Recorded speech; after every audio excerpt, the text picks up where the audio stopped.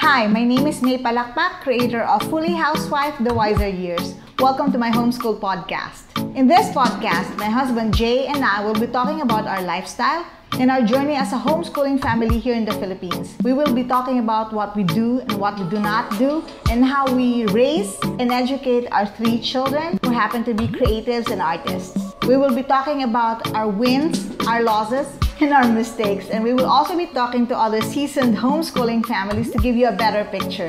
So other homeschooling families can figure out and customize their homeschool journeys based on all of our experiences. Catch us weekly on Fully Housewife, The Wiser Years Homeschool Podcast. Hi everyone, welcome to Fully Housewife, the Homeschool Podcast, Season 2. I am here with Laila Pernell Espital. Did I pronounce it right? Yes. I found her on the internet actually. She is the founder of Weekend Wild Child. There you go. And the co-founder of Elements Tomorrow. So we'll ask her to explain them later to us what those are. And I will also include the links later so you can get in touch with them if you're interested with these things. She's here to talk about Waldorf homeschooling, an approach in homeschooling that's not traditional. It's not a mainstream approach, and very, very interesting because they're more into unplugging and being in touch with nature and with their, I think, spiritual selves. Is that correct? Yeah. Hello, Laila. Welcome to the Homeschool Hi. Podcast. Thank you so much for having me. Masaya ako na yung Waldorf ay maipasok sa, ano mo yun, mainstream. Hindi naman namin goal na talagang magtago sa likod ng mga bato. Yes. Palaganap yung Waldorf education. And for sure, there are families na hindi nila nare-realize na, oh, what they're doing is also Waldorf. So, Yes. yeah, Yes. later we can talk about it. Ano ba yung Waldorf education na nasa mainstream na or lahat pinapractice na yon actually. Yeah. Pero hindi lang nila nare-realize.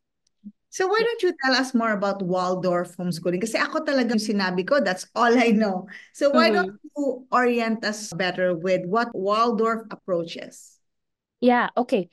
So, I think before Waldorf, I can introduce myself first para umabot tayo. Bakit ba namin napili yung Waldorf and Yes. ano ba Okay. siya? Yan. So, ako si Laila, again. Ang background ko, isa akong nanay, asawa, meron akong 2 anak. Isang 8-year-old, siya ang aking homeschooler. Ang pangalan niya ay Sid Nayon. He's a boy. At meron akong 3-month-old baby ngayon. Ang pangalan niya ay si Coral Ilaya. At ang asawa ko ay si Gio. Ayan. Mhm. So, ang background ko at ng asawa ko is in development work, rural reconstruction, livelihood Oh, diversification, conservation, mhm, so sustainable action. So, itong mga bagay na ito, yun talaga yung background namin before pa ng Waldorf. mhm, And nung nagkaroon kami ng anak, buntis ako actually, saka namin nalaman yung Waldorf dahil Waldorf yung lumapit sa amin. Nakatira mhm, kami sa Banahaw during that time, mhm. Bangkong Kahoy Valley. And we Okay. are we are farming and we are teaching organic farming sa mga farmers doon. So we're trying to convert farmers into organic farming as well as poachers sa loob Mhm, ng Banahaw to practice into organic farming and eventually opened an eco resort para yun mhm. yung maging kabuhayan nila. Ah, So while doing this, na nakatira kami doon ng asawa ko, buntis ako, may dumating na pamilya who are actually Waldorf schoolers. mhm. And nung sinabi nila, oh, anong ginagawa nyo? We talk about farming, we talk about community building. Sabi namin, we want to empower the women there, ganyan. So, upon this, discussion, sabi nila, what you're doing is Waldorf. And we were like, Waldorf? Anong Waldorf? Aside from the salad, wala na kaming alam na ibang Waldorf. So, Yeah. in-explain niya, oh, so it's a kind of education that is, has a wisdom of what a humanity is. So, parang ako, ang lalim. And kami naman, nung asawa ko, nandun na rin naman kami sa ganong trabaho na, ano mo yun, Yes. pakikipagkapwa. Yun talaga. Pero, nung nasabi niya na it's a wisdom of being human, educating the child as a whole, and respecting the child that he has a life before, a Mhm. life living now, and a future to live. So kami, naging interested kami. Oh, talaga may ganyang klaseng education kasi yan yung gusto namin para sa anak namin, sabi namin ng gano'n. Okay. And then, sabi niya, okay, you can visit the school. So kami parang, oh, there's actually a school. So akala namin, Cool. yeah, so akala namin it's a pedagogy, it's like a theory that you can Mhm. practice. Pero nung Mhm. nalaman namin, there's a school. So, Okay. so binisita namin yung school. It was Acacia Waldorf, yung una naming nabisita. Where is that? In Santa Rosa, Laguna. Yeah, that's the one. So when we visited the school, we saw na, oh, the kids are outside. And they're playing outside. And when we asked, oh, what they're doing, is that PE? Sabi nila, no, they're learning math. Tapos parang, paano yun? So, they're teaching math in a different way. Mhm. Tapos, the early years are playing outside. There's Yeah. also a garden. The high schoolers during that time, may nakita kaming posters ng mga drama, play. And Ah, then, they make all their paraphernalias, drawing lang, handwork. So parang kami, oh wow, ang galing. Kasi all of these are work of the children. Hindi kami nakakita ng parang pinrint, pinrint na material sa mga bulletin board tapos dinikit. And even their classrooms, nakita namin na siyempre parang sanay tayo na lahat, letters A, B, C, D, ganyan, yeah. nakalagay sa taas. Ang daming kung ano-anong nakadikit, 'di ba? So sa kanila hindi ganoon. So sabi ko, oh, parang nasa bahay. Even the walls, yung pagkakapaint, they call it lazur. So it's like a Okay. rainbow of like you're in a mood ng very calming, very relaxed. Mhm. So ganun, sabi ko, ang ganda naman ng classroom. And the way the teachers teaches the subjects, the teachers do the chalkboard drawing for every topic. So parang sabi ko, galing. Paano ng teacher magagawa itong lahat ng yung ganon, sabi ko.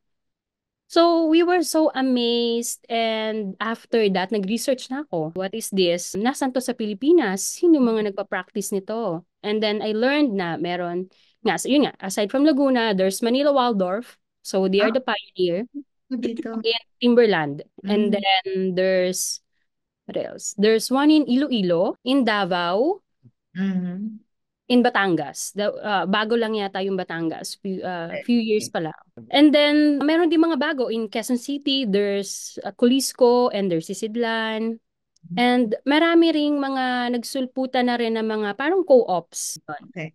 So, upon learning this na, okay, this is what we wanted for our child.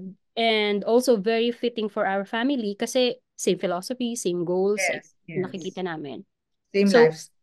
yeah. So, Um, sabi namin, sige, we will send our kid to a Waldorf school. But then, we were living in Mount Banahaw. So, mm, sobrang sabi namin, paano to? Hindi kaya. Hindi mm. namin pwedeng ihatid araw-araw yung anak namin sa Santa Rosa at nasa Dolores, Quezon kami. Sabi ko, anong pwedeng gawin? Sabi nung asawa ko, early years pa lang, so pwede pa natin siyang turuan sa bahay. Yeah. Nung time na yon, in 2017, nakita ko na mayroong teacher's training. At it's a training for foundations ng early childhood using Rudolf Steiner's method nga. Yeah. Run by husband and wife na si Bella Tan and Jake Tan in Quezon City. So they are the pioneers of Waldorf education here in the Philippines. Sabi ko, okay, we can attend this one. So, we moved heavens and earth para maka-attend sa training na yon kasi it's a once in a lifetime, sabi ko na opportunity. So, in 2018, I enrolled in that training. It's a Mhm. 15-day course. Wow. Okay. Run for, I think, 2.5 months. Yeah. Who is Robert Steiner? So si Rudolf Steiner, he is the founder Rudolph. Rudolph of pala. Steiner. So he is the founder of Waldorf education in 1919. So it's more Ah, than 100 okay. years. And this Waldorf education was founded in a cigarette factory. Yeah. Mm, So okay. during the time in Germany. Okay. So during the time ng chaos sa Mm, Germany, there's an unrest, mm, socially, economically, magulo. The owner of the cigarette factory asked for Rudolf Steiner's guidance because Rudolf Steiner he's a visionary, a spiritual science researcher, he's an educator. He did a lot of researches in terms of science, natural science, spiritual science. So when the owner asked for his help, he said na, okay, I will help you, but I have conditions, sabi niya. Mm. If you are to have a school, it should not be attached or hindi dapat nakasalalay ang mga desisyon, unang-una, sa pagpupondo. So if Okay. this fund is coming from private like you as a company or the fund Mm. is coming from the government, hindi siya dapat nakatali doon. Okay. So Okay. yun yung kanyang kondisyon. Mm. Because the teachers na magtuturo sa mga bata should be the one who will decide ano yung Mm. dapat na mabuti para sa mga bata. Because the teacher knows kung ano yung pangangailangan ng mga bata. Okay. Okay. So, nung time na yon medyo mahirap yon oohan. Kasi, hindi pwede. Kasi kung may kumpanya ka, kailangan masunod yung kumpanya. O kung Mm. nakatali ka sa gobyerno, dapat curriculum ng gobyerno yung masusunod. Agenda ng gobyerno yung masusunod. So, itong time na to parang radical for them gawin yon. Mm. So, ayun, noong 1919, itinayo yung unang-unang independent Waldorf school. Yun yung Okay. Iyon. Mission ng Waldorf kasi is to raise children who are free in Okay. thinking, in willing, in feeling, to have their full potential without the judgment or prejudgment from the adults. So, yun nga, Mm. yung sinabi ko na may reverence tayo sa mga bata na sila ay may pinanggalingan, may buhay sila bago sila nandito. So, naniniwala si Waldorf in the spiritual life that nanggaling tayo somewhere. Nanggaling tayo sa heaven o meron tayo pang buhay bago tayo dumating dito. Kung ano man yon, kaya tayo bumalik dito dahil may purpose. Kaya tayo Mm. nabubuhay ngayon. At meron pa tayong future. At pag Okay. nagawa natin yung missions natin, pwede ba tayong bumalik ulit? So, yan yung belief ng education na to. That is Okay. why hindi rin siya pareho in terms of curriculum, in terms of subjects, magkaiba din. Yes. Yeah. So Okay. yun. So on a facade level, so yun si Waldorf. Yun yung Oh, ano niya. It's believing that the child carried something from his past life. Hindi siya okay. zero. Unlike in traditional schools, we believe na, oh, dapat turuan natin yung bata kasi wala siyang alam. Okay. Okay. Usually, parang sasabihin sa atin na, ipasok mo yung anak mo para magkaroon naman ng alam. Yun. So, kay Waldorf Education, it's like, gusto nating malaman what is the riddle of the child. Ano ba yung bit-bit ng batang to sa mundo? Ano ba yung Ah, purpose nitong bata sa mundo? so At it's like drawing out the natural shell of the child, the mm, natural giftings that the child should already have. yes. So, That we don't. kaya ako tinuturuan tong batang to kasi alam kong meron na siyang gagawin dito. Alam kong ano, kailangan Okay. niyang ilabas yon kung ano mang mission niya dito. Okay. Okay. Yun yung purpose. Okay. Yeah. So is there, like you said, kasi that the teacher would be the ones to decide on the child. So is it like individualized on a per child basis? Siyempre iba-iba. So they don't do it as a class, they do it individually. Is it So, customized? in a school, they follow a subject naman, no? Ay parang blocks. We call it Okay. blocks. So, of course, it's different when you're homeschooling kasi pag mas maraming estudyante, kailangan mong gawa ng paraan dahil hindi nga sabay-sabay yung pagkatuto, ibaga yung mastery ng mga bata sa pinag-aaralan nyo, yun yung bata. Okay, okay. Tuturuan. So, kung nasa ang level siya, dun mo siya tuturuan. Ah, Yung okay. certain block na yon. Yeah. So, ayun nga, I'm going back. Nag-decide na, okay, mag-homeschool tayo dahil walang malapit na school sa amin. And even lumipat kami ng Taguig, ang layo ng school, it's QC, San Mateo, Rizal, at saka Santa Rosa. Nasa Taguig kami. Pinakamalapit, Quezon City, pero ayaw naming, ano ang purpose ng magbabiyahe kami at mapuyat o ginising Ah, na sobrang aga. ah. Pagdating doon, pagod na yung anak ko, hindi niya ma-enjoy yung klase, o ide-dread niya araw-araw yung biyahe. Yeah, and So, to have to go. mhm. Oo. Yes. And ang goal nga namin, sabi namin, mag-Waldorf education tayo to have a healthy child. Mhm. 'Di ba? Bakit natin gagawin 'yon sa anak natin kung yun yung goal tapos araw-araw siyang masistress. So, sabi namin, I think the best way is to have a home education using the Waldorf. Yeah. So, yon. So, aside from training nga ng foundations ng early years, I attended a teacher training, Asian teachers training in Waldorf. Okay. Is that open to everyone or is it Yes, the yes. invitation? Yes, it's open to everyone. I think it's yearly. What we do is usually, kunyari, kung ano yung year level na papasok yung anak mo, yun yung ite-training mo para ready ka for the coming school year. Like, kunyari ako, I attended for grade 1, grade 2, ganyan. So, yung anak ko ngayon grade 3 na.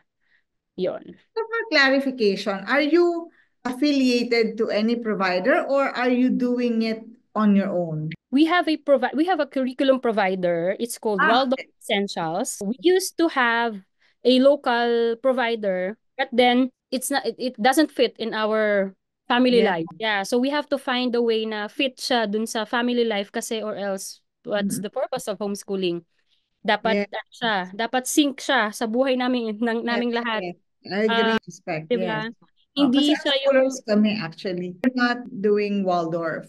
In fact, mhm. I don't even know Waldorf that much. This is the first time I'm hearing all this information about it. And very interesting. I think I identify some other families that have been doing tama ka dun eh. Like some of these families may not be aware that they're already doing Waldorf, but I identify some of the based on your description, I could identify that some of these are being used by a lot of homeschooling families now. Yeah. Yeah. So how Mhm. is your typical day in Waldorf? Like kasi homeschool kayo, you don't go to a school, so Mhm. it's you. And yun nga, you let go of the traffic thing and because you want it to be as natural and as healthy for your child as you can make it. So what is your typical day like as a Waldorf homeschool family? Okay, a typical day starts with eto, usually Mm-mm. pag sinasabi nating homeschooling, akala nila nag-start yun kung kailan mag-aaral yung bata. So sa first subject. Yes. Waldorf education, it starts with waking up. Yeah. Mm. Dahil, yun nga, we have a reverence for the wholeness of a child. We have to Mm. make sure, number one, na kumpleto yung tulog ng anak. Kumpleto yung tulog ng anak mo. Kasi Mm. that's the first education that he needs. For the first few years of his life, kailangang physically healthy. Kasi he will need it in his later life. Yun. Yes, So a yes. typical day is like waking up at maybe 6 or 7. Ah, okay. And then we all cook our breakfast, and Mm-mm. then kakain Mm-mm. ng breakfast. So all of these are part of homeschooling, part of discipline. And Mm-mm. then after that, we begin with our first block.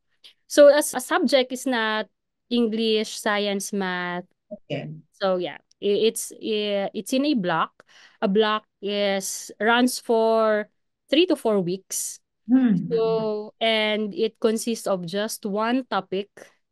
And all of these subjects revolves in this block.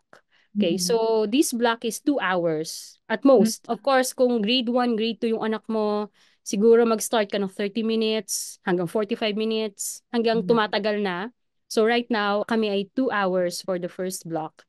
And then after the first, so the block contains of, so when we start the class, we recite a verse. During kindergarten pa, nagla-light pa kami ng candle. We light a candle and then we say our verse.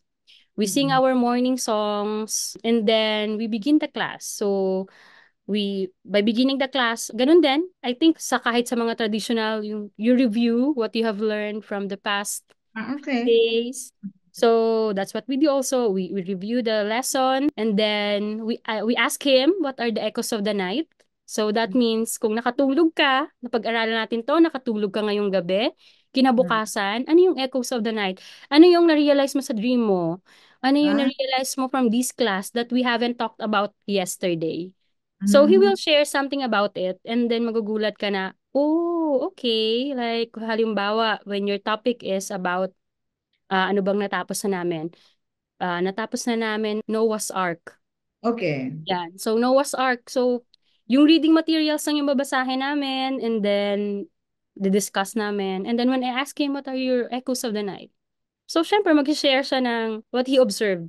Sabihin niya na, yung mga tao noon at yung mga tao ngayon, hindi pa rin pala nagkakaiba. Hindi pa rin sila marunong sumunod sa utos ng Diyos.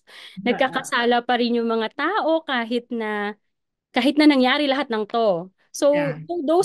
those are his realizations na hindi kasama sa class. So we begin by that, and then after that we proceed with the main discussion. After the Mhm. main discussion, I let him narrate kung ano yung natutunan niya. After Okay. narrating, he will write his summary in his main lesson book. So, I Diba, kasi parang nagwa-Waldorf yata kami. yeah, diba? The I guess without the awareness of the life prior. Kasi we Yeah. do this, like we don't really, as unschoolers, we don't really follow the curriculum. We Mm, books, we read them and together and then we discuss.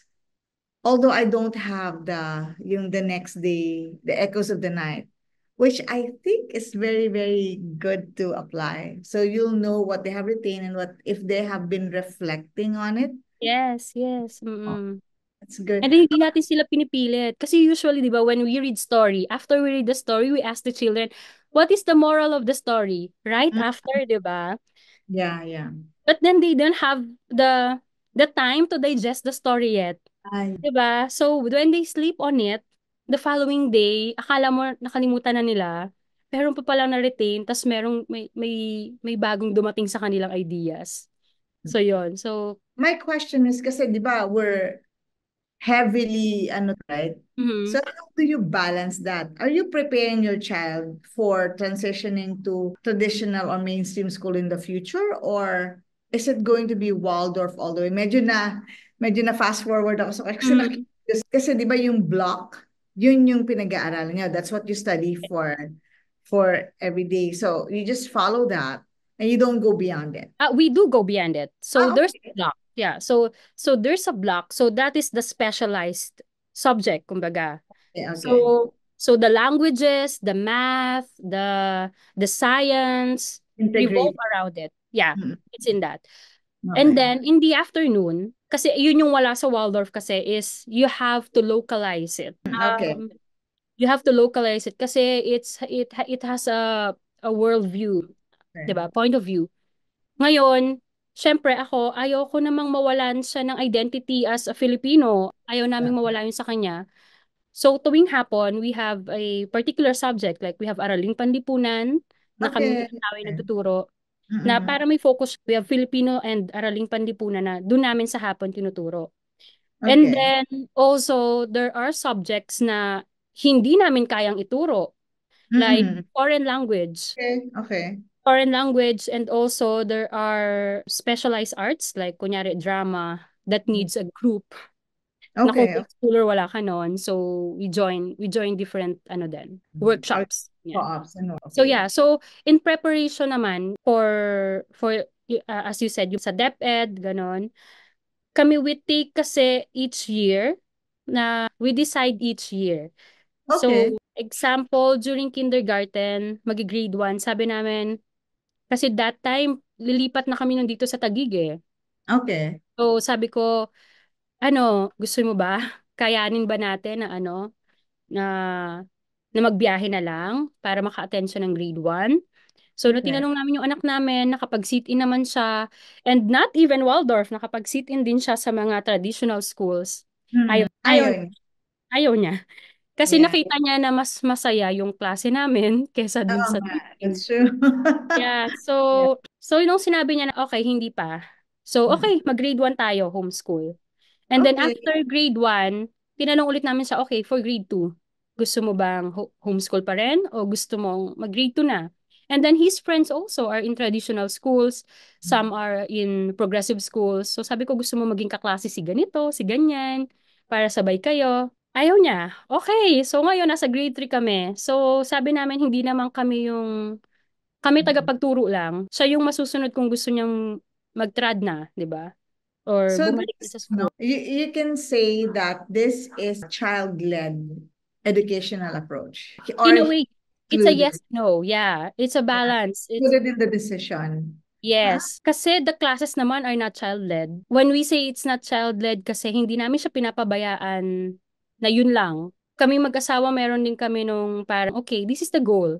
Developmentally, we should, di ba? Dapat yeah. maabot natin to as homeschooler. Alam natin yung development stages of the child. Alam natin yung Alam natin yung capacity dapat hanggang saan. Hindi naman natin ipupush yan na on the brink of mental ano na. Yes. So yun, kami din tinitingnan namin, okay, hanggang dito dapat yung kaya mong alamin. So ituturo namin yon, ganon. Okay. Tapos, may na-realize din kami that our child likes Mm. worksheets. Oo. Worksheets, it's a very no-no sa Waldorf. Like, tataas kilay, bakit nag-worksheet yung anak mo? Yung ganon. So, paano daw? Paano yun? So, yours is a little bit more customized na talaga to Yes. child's needs and desires. But like, in the real Waldorf essence, wala yon. So, how do they teach? There's Can you give us an idea of how they teach math, how they teach English? Okay, yeah. So, kunyari, for the languages, the Waldorf kasi has an ascending spiral knowledge, no? So, umiikot siya. So, maliit na maliit lang yung ikot hanggang pa sa Waldorf education. So, example, in languages, you start in kindergarten reading fairy tales. So, maliit lang. So, ang Mm. characters lang nun, king, queen, prince, princess. Yun lang. Yeah. And then eventually, these stories revolve into fables. Characters nagkakaroon ng animals. Okay, okay. And then for grade 1, mas lumalaki na siya. Yung fables, meron ng mga saints, ganon. So, ganon siya. Also, for math, ganon din. It starts with the story. Kunyari, the four processes, plus, minus, times, divide. They are Mm. characters of a story. Mm. So, for grade 1, they will learn, kunyari, Mr. Plus, Miss Minus, Mm. ganyan. King equals. So, Mm. ganun siya nag-start. And then, in that story, the child will know the characteristics of these operations. Yeah. Sa Tagalog, dahil yun nga, kami sa Filipino namin siya na-brought up, kunyari, si addition ay si Dagdag ay. It's a Filipino name. So, si Dagdag ay, gusto niyang, siya yung nag-iipon ng ipon ng mga ipon na ipon ng mga bagay. So, kapadami ng padami, si Dagdag ay. So, yung isa naman ay ano pa ba yung isa? Bawas, Oo, pagbabawas. Siya naman, ang karakteristik naman niya, lagi siya nahuhulugan, yung bulsa niya may butas. Hulog, di ba? So, nababawasan, ganyan. Yung isa naman, karakteristik naman niya is, bahagi siya. Gusto niya lahat meron. Gusto niya walang naaapi. So, Okay. kung merong 10 fruit at merong 5 batang nagugutom, lahat sila tigda-dalawa. So, ganon siya. Yung isa naman masyadong maliksi, yung times, no? Masyado siyang maliksi. Kumuha siya ng mga bagay, tumatalon siya. So, imbis na dalawa lang yung makuha niya, 4 ng 4 yung nakukuha niya. So, ganon. Ganon yung Okay, okay. ala sa grade 1. So, yung bata, meron na siyang idea yung Mm. characteristic nila at ano yung simbolo nila. So, Ah, meron pa kaming puppets. So, yung oo. puppet na yun, igagalaw mo pa ano yung Oo. characteristic nila. At yung puppet, nakalagay dun sa sombrero nila, may plus, may minus.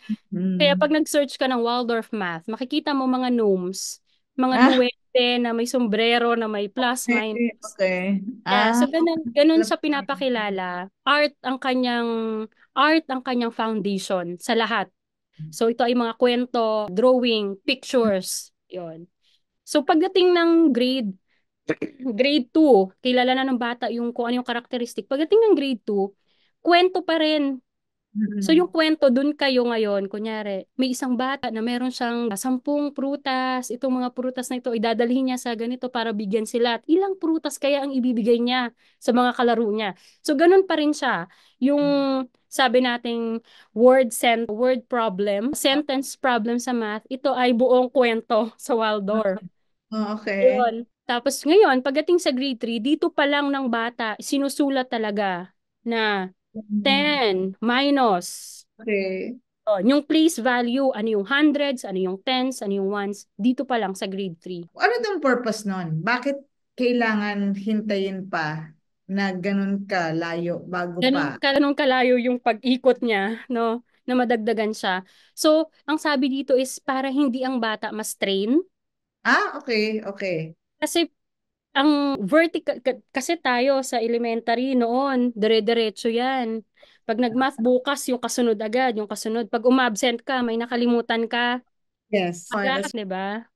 So mm. yun, dito hindi. Yung bata, hindi niya nararamdaman na nagmamadali siyang matuto at hindi niya nararamdaman na naghahabol siyang matuto. Mm. Kasi binabaon niya lang yon. Hinahanda niya yung yung brain niya para Mm. sa mas malawak pa na pagkatuto nitong math. At saka yung interest, hindi Mm. nawawala.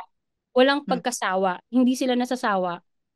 Ikaw yung magsasawa, yung magtuturo yung magsasawa. Kasi parang Kasi medyo mahaba. simula nung na-unlock, parang nung na-unlock niya, ganito pala yung mental math. Ganito Mm. pala siya gumagana. Simula nun parang, gusto ko pa, more pa, more pa. Oh, wow. Yun kaya namin na-realize na gusto pala niya ng worksheets. Kasi nung time na sabi ko, mag-print kaya, mag-print kaya. So nung yung asawa ko nag-print na siya Mm. ng mga pwede niyang sagutan na math. So yun, as in lahat sinasagutan niya. Gustong gusto niya. Oh, Ito wow. yung wala, ito naman yung wala sa school. Mm. Wala exam. So nalalaman lang nila na marunong yung bata dahil kapag sa discussion, lahat ng bata nagsasalita at nagdi-discuss, nagpapaliwanag. Yes. So, hindi katulad noon na takot tayong matawa, 'di ba? Mm. Sa school, pag magtatawag yung teacher, nakatungo ka o hindi ka sigurado. Sa Waldorf School, makikita mo na lahat ng bata ay gustong sumagot. Mm. Ganon yung na-observe namin. Ang galing. Tsaka, there's no, ano, no, parang, I think it's free of judgment nga eh. So they feel okay to make mistakes if they do make Yes. mistakes. Yes. Now, where does art and practical skills come in? Okay, so Waldorf education in itself is an art. Okay. So art revolves around stories and pictures. And in terms of drawing, it's also an experience sa kanila, no? So for kindergarten, exploration of colors muna. So we Mm-mm. introduce watercolors for them. So before, hindi, and usually no, we don't teach, okay, this is blue, red. We let the child ask, what color is this? So before, ang ano kasi na, lots of unlearning then for us. Tayo, baby pa, di ba? O, Yes. ituro mo, alin dyan ng red? Where's the red? Where's the green? Right. Di ba? Oh, recite mo ABC. Recite mo 1, 2, 3. My child is not a poster child talaga. Kasi when people ask, kaya mo bang sabihin yung 1 to 10? My child doesn't know. Hindi talaga. Yeah. Even alphabet. Hindi alam ng anak ko ang sunod-sunod ng A to Z. But he knows what letter Mhm. is that. Pero kung sunod-sunod, hindi niya alam. Yun. It's a Di ba? little similar to something in Charlotte Mason, I think. Or is it classical homeschooling that you do not introduce letters from A to Z? You just introduce the letters and then you just let them, yeah, if they wanna, they don't really write it, they draw the letters. So and it's very similar to Waldorf. Na Yes. they Yes. just identify them but not necessarily put them in a specific order or structure. Yeah. Yeah. Kasi kung iisipin mo, when you write words, hindi naman siya pagsusunod-sunod din talaga, di ba? Yes, yes. So, for Waldorf naman, example, how we use art, no? For literacy, halimbawa, yun nga, yung alphabet. We introduce letters in stories also. At yun nga, hindi siya sunod-sunod. Mm-mm. Halimbawa, and huli vowels. Mm, mm, So, because vowels, Waldorf believes that they are gifts from the heavens because they are the first words that we have. They are the first sounds that we have. So, they are ah, the songs of the angels. Yun. So, halimbawa ng pagturo ng letter sa Waldorf. In grade 1, letter G. Okay, pinakamadali. Letter G. So, there's a story about the golden goose. So, mm. this goose na nangingitlog, di ba, ng mga golden eggs. So, yun yung story muna. We start with the story, and then after we share the story to the child, we introduce the drawing. So, we will draw a goose shape Ah, into like a okay. letter G. So, Okay. yun. So, yun. Okay. Yeah. That's so familiar. Di ba you see it naman din, right? I think when my son was in kindergarten and I would look for materials online, I would see yung may mga shapes talaga yung ano. Instead of G, it's a form of an animal Yeah. or a character. Based pala yun? Or is it just something that Waldorf adapted from what's already working? I think so, yeah, from what's already working. So, ano naman siya eh, it's not really na para ito galing Origin. originated sa kanila. They came from, kumbaga sabi nga nila, ancient lessons passed down Mm. through generations. So Ah, yun. okay. Okay. So they adapted also yung mga ganon. So parang if you introduce the story is about waves of the sea. Mm. So Yeah, yun. yeah. So there's a wave. So Yes, you yes. introduce the wave, and then the child would not realize it's W until the last day. You write W on dun sa Yeah. waves. Tapos, so now you meet W from Mm-mm. waves, the sound of the waves, like, and then W. So that's the sound also. Wah, wah, W. Ah, okay. G also is like that. This is the sound. The Mm-mm. goose says, ga, ga, and then it's G. So yeah. Okay. So that's how we introduce the letters. Mm. Ayun. And then, Na ano na kinder yung mga anak ko. Gusto ko talaga. Okay, now that you have, how long have you been homeschooling your son? 3, 4 years? it's 4 years now. So since kindergarten.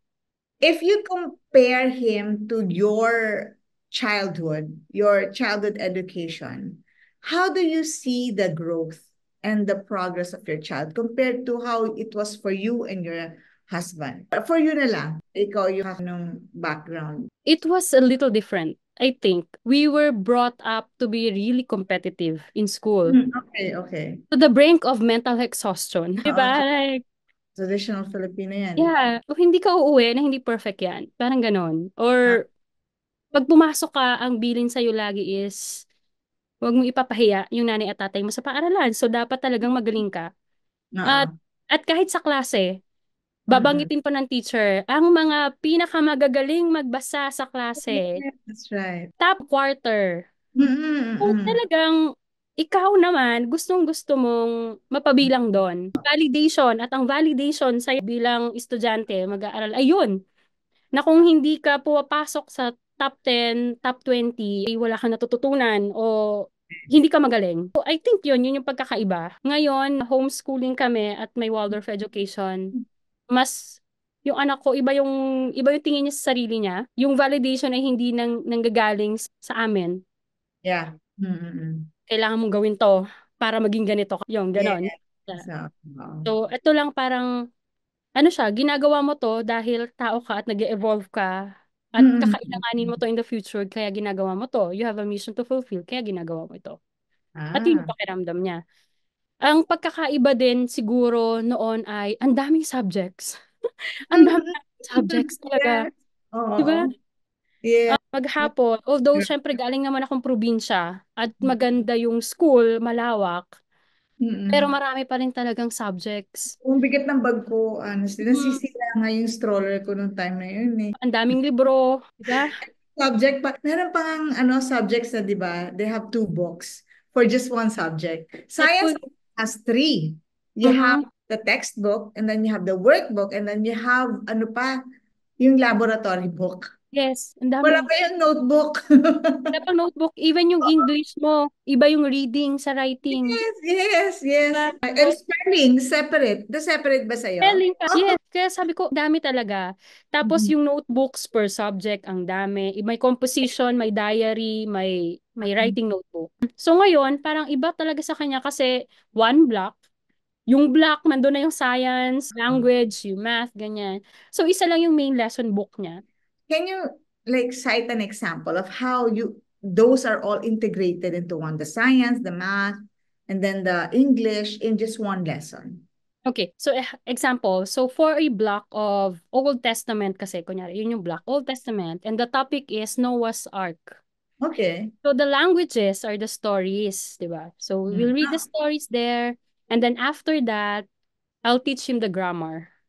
Okay. So ano Okay. yung grammar doon? Ano yung verb? Ano yung noun? So Ah, everything, parts of speech, we'll get from the story. Yon. So hindi kami mag-iimbento ng sentences at hahanapin doon yung yung yeah. noun. But usually that happens in school, si teacher ang dami niyang Yes, yes. sentences na ipe-prepare.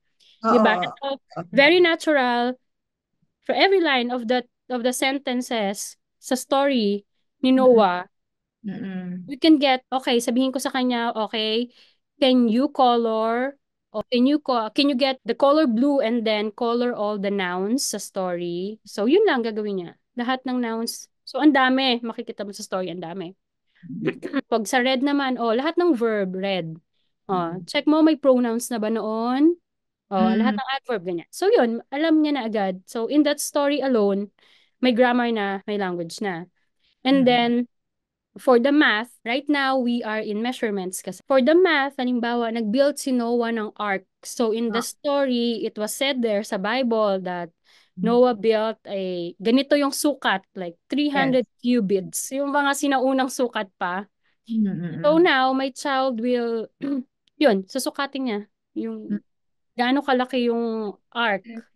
Yun. Are you familiar with unit studies? Yes, so parang siyang unit study. Parang unit studies, Yes, oo. parang unit study. Yeah.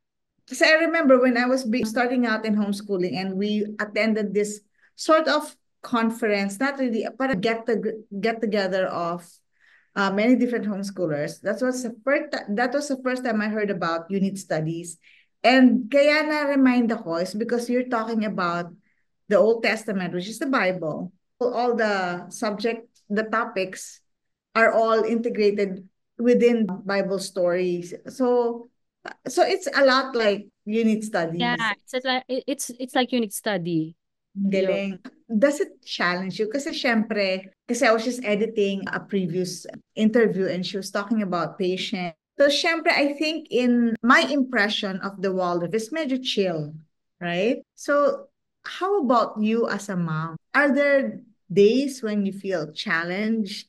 Kasi sabi mo, di ba, the child is free and there's no judgment. If, di ba, Mm. earlier we talked about that there's no judgment if they made a mistake, it's okay. But that's a challenge ba minsan, yung patience mo? Of course. Every Okay. day. Every Kaya ang role talaga ng parent is to have that, composure sa ikaw muna. Kasi minsan yung galit mo is out of the triggers lang di ba? Correct. Correct. Yeah. So, you don't want to bring that to your child, those triggers. Minsan, bakit ka ba naiinis? Kapag Mm, hindi siya agad sumusunod. Yun yung mm, kinakatch ko lagi yung sarili ko. Bakit ka naiinis kung hindi agad siya sumusunod or medyo na binabagalan niya yung, 'di ba? So yun, it's a question of me talaga as the teacher. And then kapag may time talaga na feeling ko it's not me. Mo naman na okay, talagang intentionally ayaw niyang gawin yung activity mm, or parang nasa iba yung isip niya. Like kunyari, magwi-weekend na. mm, Friday pa lang magwi-weekend na. And during the weekend, he has access to gadget. So mm. Friday pa lang, syempre yung brain niya, parang iniisip niya na kung ano yung mga Yes, gagawin niya yes. for the weekend. Hindi siya makafocus. That's when I really put my foot on it na sandali lang. Nandito Mm, pa tayo. Ito muna yung gagawin natin. So yun, mm, so nasa teacher talaga. Important yung continuously you mm. are developing yourself. Yeah. It doesn't stop there. Yung sinasabi nilang inner Yes. work as an adult. Yeah, but Mm, it doesn't stop. Yun lang. Kung ano lang feeling mo, kung ano lang yung anak mo nung grade 1, yung pa rin siya ng grade 3. Hindi na, di ba? Of course, maintindihan mo to kasi malalaki na yung anak mo. yes. And every year, talaga kailangan mo rin as an adult, ikaw din. Kung nag-grow yung anak mo, nagbabago siya, ikaw din, magbabago every Yes. year. Oo What nga. works last year will not work this year. So, Mm, yun. Ganun kami nung asawa ko as that's teachers all. sa kanya. Yeah. Is that a Waldorf thing or is that just your family thing, your I values? think also in Waldorf, kasi ano Okay. din siya, in Waldorf kasi merong parent development.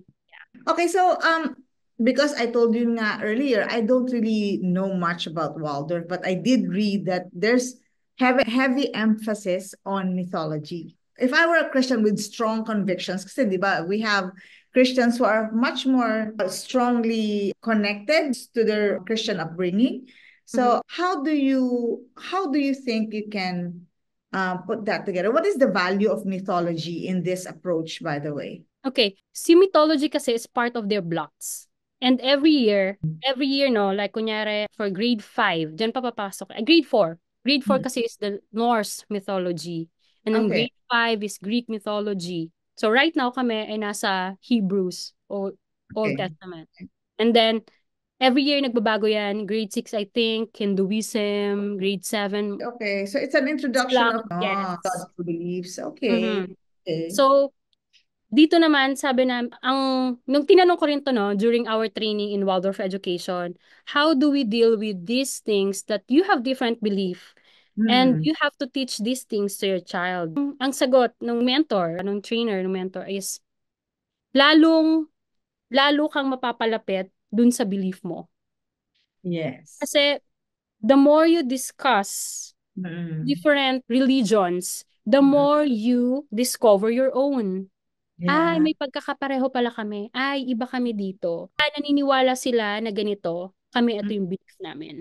So you Okay. have much, para mas strong yung emphasis dun sa Mm. ano yung belief mo. Okay. Hindi Okay. natin, hindi natin pinapaliwanag sa bata itong religions na to for them to convert. Kaya pinapaliwanag natin na merong malaking mundo at may Okay. iba pang tao na may ibang belief kesa sa atin. Yes. Yes. Yeah. Okay. To That's good. have to have that kind of, tolerance and understanding sa iba Mm. pang tao. Yeah. Okay. That tolerance.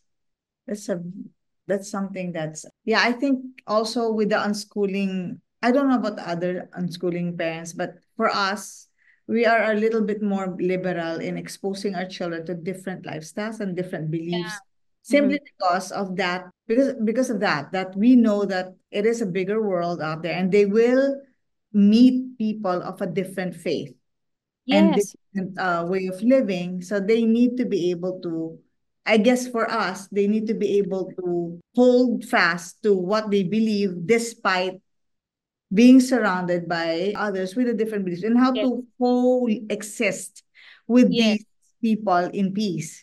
Right? Yes. Yes. That's right.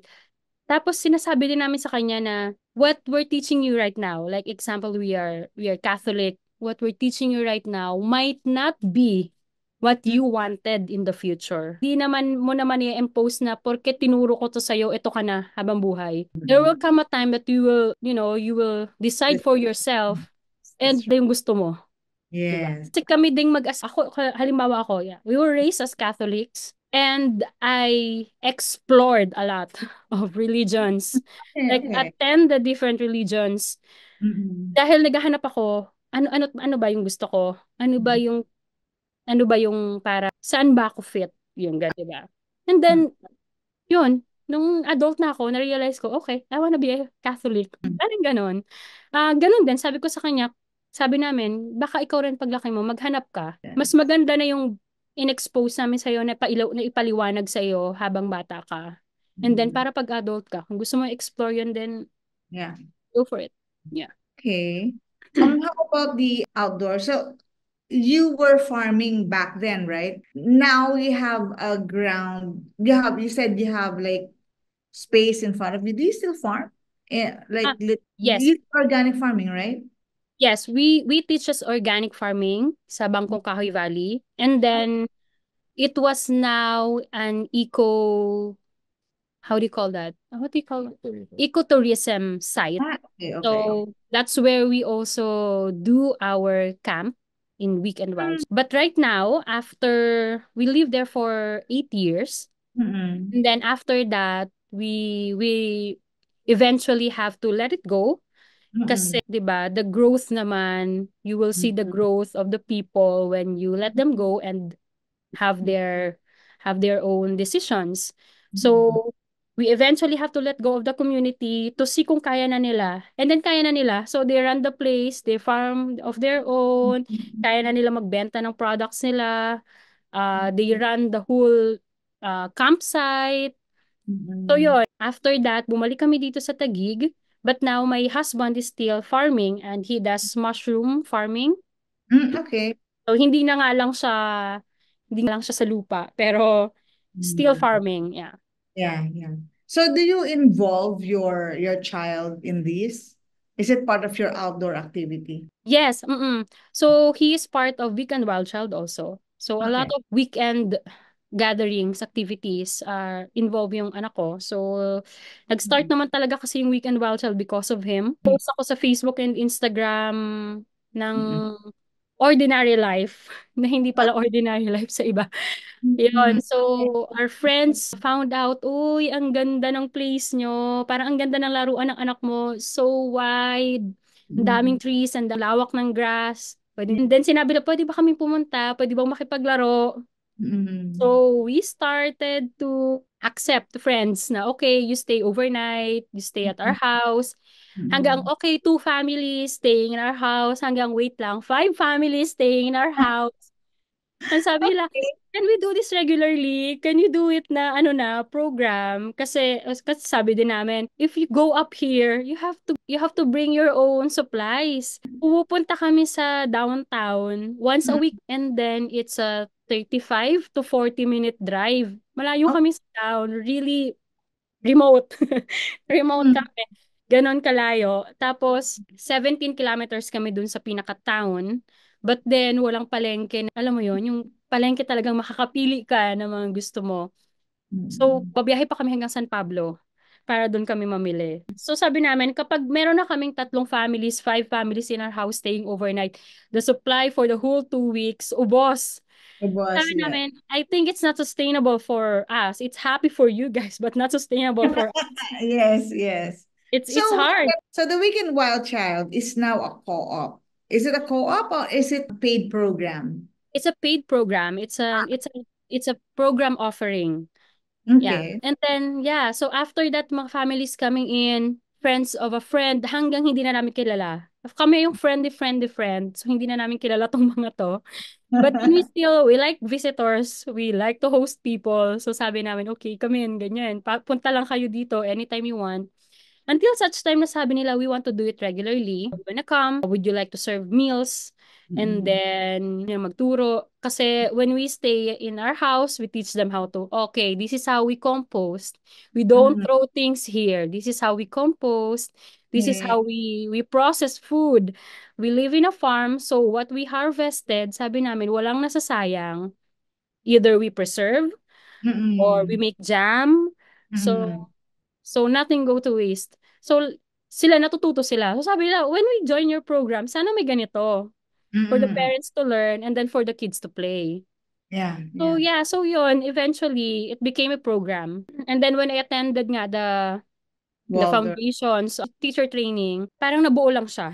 It says na, okay, I'll teach kids, my husbands would entertain the adults, they will teach farming skills to them, cooking, ganyan. So eventually, naging program siya. And then there comes a time bumabagyo. Kasi Mm. may time doon kasi dahil forested during rainy season, may time na parang 2 weeks nasa bahay. Nasa loob lang kami ng bahay. Ganun kalakas yung mga bagyo. Mm. Everyday na bumabagyo. With 5 families. Hindi naman, kami lang. So sabi namin hindi kami pwedeng mag-receive ng guests during that time. At kung tuwing bumabagyo, naghahanap kami na parang saan kaya namin pwedeng dalhin yung anak namin during that time. Kasi hindi naman pwedeng nandun lang kami sa bahay. Mm. Nasasawa din siya minsan na magpaulan. Yun. So yun, pumunta kami sa mga friends. So yung mga community that we work with before, na bago pa kami magkaanak. So there's a community in Calatagan that we work with. So Mm. yun, pumupunta kami doon. And then eventually, sabi namin, okay, yung mga families na gustong mag-join pa rin sa atin ng program during rainy season sa mountain, why don't we gather here sa beach area, sa Mm. naman, marine ecosystems naman yung explore natin. So yun. So Yes. it became a program naturally and organically. Ang galing. Kasi I can relate to your friends who said that it is not so common. Kasi katulad namin, actually, it's a part of my frustration. That's why every December, which is the only time that the whole family have nothing, we don't have work, the kids don't have training. We go out. The last time we went nga to Sagada, but it's not as kasi when you want to go for nature, you want to see everything is nature, right? Like when you wake up, kasi we stayed at a small village, so hindi talaga we had to walk pa. But that was those are our nature experiences already. Kasi wala talaga, especially when we lived in BGC area. Di ba? Puro pavement and yung mga trees that are can easily be felled by strong typhoons and monsoons, di ba? Kasi parang ano lang siya eh, tinanim lang, sinama lang. Pero yun na yun, when we go to the play area, yun Mga na yung, parks, no? oo, yun na yung pinaka ano namin. So I can really relate to that. I think that there's a need for that actually, especially for the younger. Kasi yung mga older, yeah, they need it, kaya lang they've moved forward already. But with the kids now, it would be great. So is the Weekend Wild Child open to non-Waldorf homeschoolers? Yes, yes. So it's not exclusive to Waldorf. Actually, we have schools. We have schools that are not Waldorf taking our services. Oh, wow, We yeah. are their providers for their classes. So we have Montessori, we have Mm-mm. CM. There was a, I think it's a play school. Play school sila, no? Yeah. So there's a play school that we did their curriculum, the whole curriculum for their school because it's an outdoor and nature-based curriculum. So we did it for them, but they are CM. Mm-mm. Then we have a Montessori school who would like to have a gardening program for their Mm-mm. students. So, but then, syempre, lagi namin sinasabi, this is, the leanings are in Waldorf education. So, the way we teach gardening to them is not like traditional na pagdating ng bata doon, okay, mag-garden na kayo. So, it's not like that. So, sabi namin, we want to cultivate not just the soil but the whole child na ma-enjoy niya talaga. It's not a chore, sabi ko. Kasi or else, maiinis sila, ayaw na nilang mag-garden kasi kung yun lang yung gagawin nila. So it has to be fun, it has to be interesting to them. And then when they found out, oh, ganyan din yung ginagawa namin. So there's similarities. There's Mm-mm. similarities Yeah. among pedagogies, yun. How do they get in touch with the Weekend Child? Do they message you through your Facebook page, or do you have a specific website for it? Yes, you can contact us in our socials. So we have Facebook and Instagram. So Weekend Wild Child. We also have, so for those who are like, what do you guys do? It's like many things all at once. So you Mm-mm. can find what we do really in our website. So Mm. there's an explanation Yeah. of Okay. how we believe, what are our beliefs and how we perceive, or how do you call that, how we receive the child, no? Yeah. So they will see that na it's not like a summer camp. Not like a Mm-mm. summer camp, iwan mo lang yung anak mo, okay na yan. So is So it like overnight or just a day trip? we both have half day exposure and then a camp na overnight. So kasi we started talaga as camp. We started as camp overnight kasi Mm-mm. nga, it was held in Bangkong Kahoy Valley. And then, after that, ang daming parents na nagsasabi, pwede bang one day kasi hindi namin kayang overnight, or some of them do not have a background outdoor, so parang hindi namin kaya mag-camping. Or Okay. or just the fact that we're staying outdoors make us panic. Okay, Mm. so we understand that. Sabi namin, we can have a half-day program, and then we realized that we have parks in the city na hindi ginagamit. I mean, it doesn't serve its purpose to be a Mm-mm. park. Ginagawa siyang Zumba, which is good. Zumba place, which is Mm-mm. good. But then again, our kids should grow up in these parks kasi Yeah. nandito sila para doon. So we Mm-mm. realized na, okay, we have Arroceros in Mm-mm. Yeah, Manila. yeah, that's right. That's right. In Uh, by Metropolitan Theater, correct? yes, yes. Okay. So, and then we have the Ninoy Aquino Parks and Wildlife Center in Quezon City. Quezon City, yeah. Yes. So sabi ko, why don't we why don't we open a program where families can have an introduction of what is it like to be outdoors? Kasi the Mm-mm. outdoor that they know is going to malls, and it's not outdoors, sabi ko, it's not outdoors. Or yun nga, kapag sinabi, I know, yeah. Yun, But sabi it's ko, another building. mm. So sabi ko, sayang that we have trees there. If you go there, they can find different kinds of trees, Mm. birds.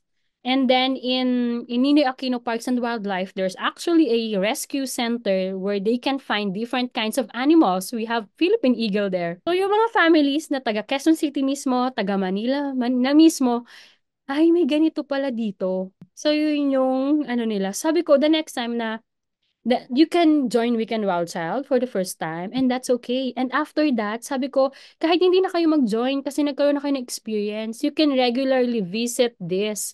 You don't have to join Weekend Wild Child. Ano, learning how to farm, like that. Do you do that here in Manila, or do you have to like go outside the metro just for that? So we have options. The first option is if the school or the group has a place to plant, so we Mm. can hold it there. Like example, there's a Okay. homeschooling group that has a partnership with a barangay here in Makati. So the Mm-mm. barangay provided the place, the community garden. So sabi nila, o sige, ito community garden, kayo na yung bahalang mag-manage. Okay. So this homeschool group, tinuruan namin sila paano mag-urban garden from planting to harvesting to cooking. So Okay. sila na yung bahala ngayon dun sa garden. And then if the homeschool group or the school doesn't have a space to plant, we Mm-mm. have a partnership with an NGO in Mm. Silang. So it's a Ah, center. It's a center, global partnership center in Silang. So doon kami nagfa-farm din. So pwede mm. ding mag-farm doon. Yun. So there's also farm animals, makakita sila ng bing, baboy, chickens na nandun. I'm Yun. excited to tell the community about it because it's something that was brought up to me just last week. Actually, we had the first aid workshop last week. Eh.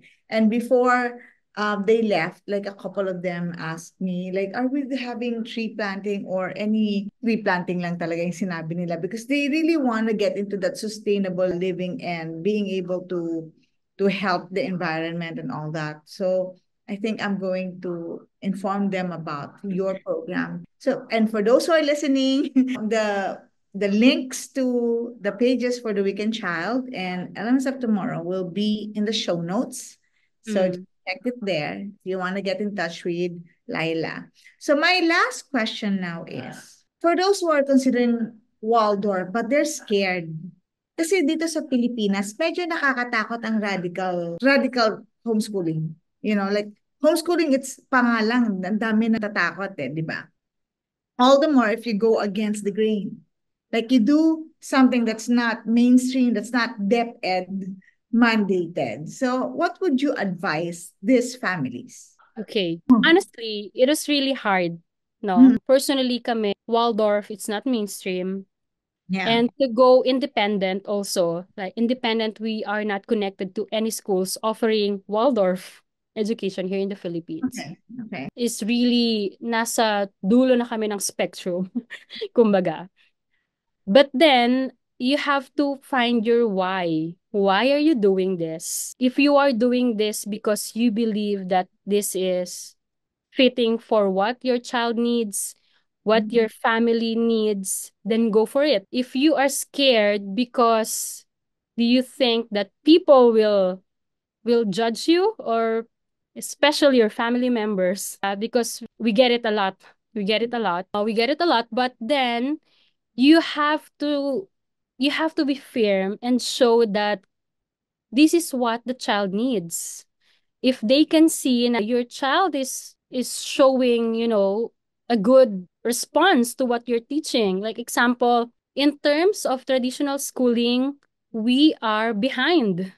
We are Mm. behind of what is teaching in schools here in the Philippines. But if you ask my child if it's about comprehension, reading Mm. comprehension, in-depth learning, be interested in making things with his hand, Yeah. coming up with bright ideas, I think Mhm. we are really, really far now. Yeah. Yeah. If if we just compare kids, no? If we just compare our kids to the traditional, matatakot talaga tayo. Like, Mm. matatakot tayo. But that is not the goal. The goal is to raise children to be of their own, to have these kids, for us parents na meron tayong confidence that we can let them go in the Mm. future, na kaya nila, they have the confidence, and Mm. tayo din, wala tayong worries na anytime that our child becomes independent, hindi tayo matatakot doon. So, Yeah. if you are scared now at hindi nyo siya ginawa, in the future, you might ask yourself, ba't ko ito hindi ginawa nung kaya kong gawin? Diba? Mm. If you have the resources, if you have the capacity, then do it. If you have the support, kung align kayong mag-asawa sa gagawin nyo, or kung meron kang support sa gagawin mo, then do it. Doesn't have to be the standards of other people. It has to be the standard of your child. So look at your child, see what your child needs, and then decide. Lang yung, yun lang I think yung pwede kong masabi sa mga parents na gusto mag-venture into homeschooling and further on to Waldorf education. Yeah. Thank you so much, Laila. I have learned so much, and I'm so excited actually to share this to the homeschooling community once I release it. Thank you so much, Thank and you. I hope that like we can cross paths again this time to learn from you in what you're doing, because this is something that's not really common anymore. I think it used to be back then, but I think when the 80s started coming in, the 1980s onwards, wala na, nawawala na unti-unti eh. Kasi I remember being sent off to camp in a farm, and at that time, wala pa akong wala talagang ka-wisdom because I was a teenager. So, hindi ako natuwa sa compost. So, now, interesting na siya sa akin, and I guess it's because of my children. So, Yeah. one last question. So, pwede ang families, right? Like, for example, it's just our family joining you, learning from you. Yes, it's really a family event. Yeah. You can send the child if the child is independent from you. Yes. Pero if the family wants to go, yes, we have lolos and lolas at the camp. We have titos, tita, sometimes ninong ninang. It's a whole family event. Yeah, we really believe na yung socialization ng bata ay hindi lang same age, di ba? So Yes. we believe in vertical and horizontal socialization. So kids learning from adults, adults learning from kids during the camps, yun talaga yung nakikita namin.